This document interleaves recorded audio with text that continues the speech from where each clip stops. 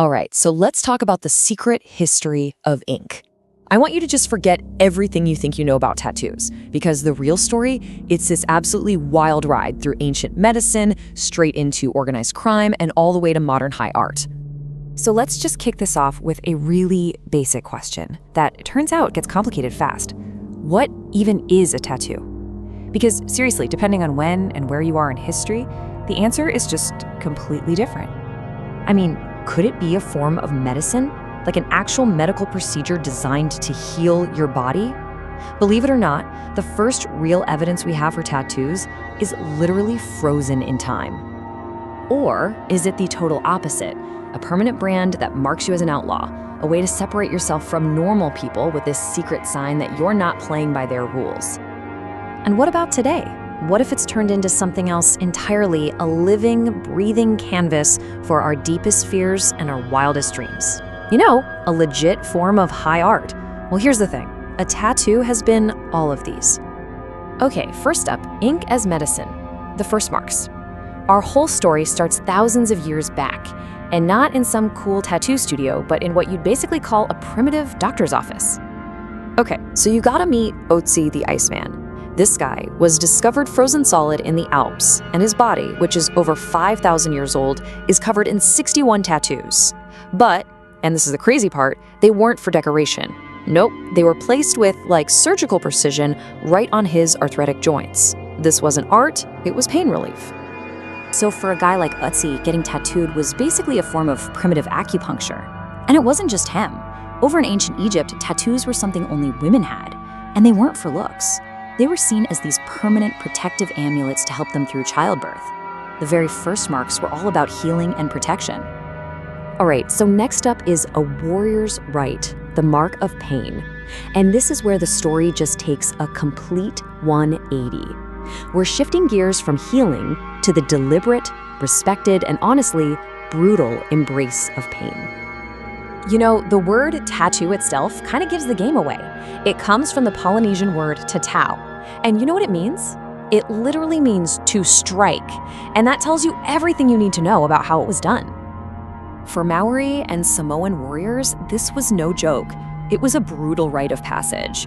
We're talking about ink being literally chiseled into the skin with tools made of bone. It was like a visual resume of your status, your family history, and most importantly, your ability to just endure insane amounts of pain. This was honor, and it was earned through pure agony. Okay, section 3, the criminal's secret suit, the mark of the outlaw. So now we're gonna jump over to Japan, and this is where the meaning of ink gets, well, it gets seriously paradoxical. It goes from being a punishment to this hidden symbol of defiance. And this just lays it all out, right? The core contradiction. On one side, you've got ink as a tool to heal your own body, and on the other, it's a brand that separates you from everyone else. The exact same act with completely opposite meanings. So get this, in Japan, tattoos actually started as a way for the authorities to brand criminals, a punishment. But the outlaws, they completely co-opted it. They were inspired by these famous woodblock prints of the Suikoden heroes, these 108 noble outlaws, and the Yakuza started getting these full-body suits called irizumi. They turned a mark of shame into a hidden badge of honor.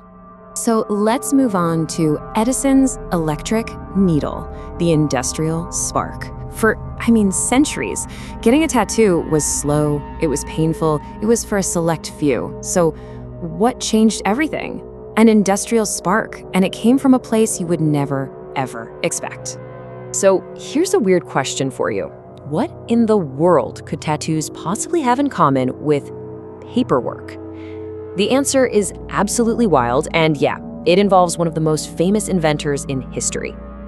It all starts in 1891 with Thomas Edison, of all people. He invents an electric pen for copying documents. But then this artist in New York, Samuel O'Reilly, sees it and has a total light bulb moment. He messes with it, adds a little reservoir for ink, adapts the tip for a needle, and boom, the first ever electric tattoo machine is born. All of a sudden, getting inked was faster, cheaper, and for everybody. Which brings us all the way to today. Section 5, Nightmares as High Art. The modern mark. Because now, ink has moved from just being on the skin to exploring the shadows of our minds, and it's celebrated as this incredibly profound art form. And look, we are way past anchors and hearts with mom written on them. Modern styles like Dark Surrealism are pulling from masters like H.R. Giger and Salvador Dali. It's all about the macabre, the subconscious. It's taking our biomechanical fears and our literal nightmares and putting them out there for the world to see. This isn't about your status in society anymore. It's about showing what's going on inside your own head.